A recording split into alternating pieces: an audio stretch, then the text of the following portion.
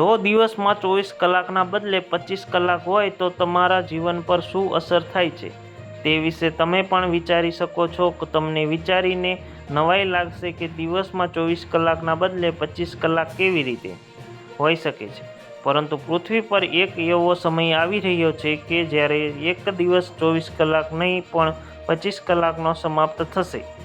ચાલો સમજીએ કે એક દિવસ 25 કલાકની કેવી રીતે હોઈ શકે છે.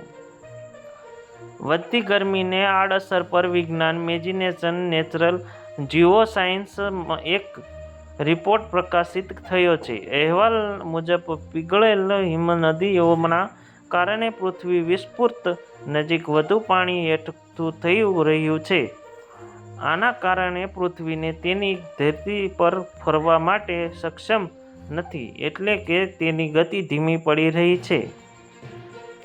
આનાથી પૃથ્વીના બંને ચુંબકીય ધ્રુવો પર પણ અસર પડી રહી હતી,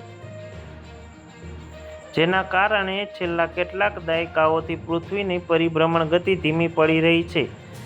તમને જાણીને આશ્ચર્ય થશે કે 100 કરોડ વર્ષ પહેલા આપણી પૃથ્વી 19 કલાકનો દિવસ હતો, પરંતુ જેમ જેમ પૃથ્વીની ગતિ ધીમી થતી ગઈ, દિવસનો સમય વધતો ગયો અને આજે 24 કલાકનો થઈ ગયો છે. એટલે કે આ સમય ખૂબ જ સૂક્ષ્મ સ્તરે બદલાય છે.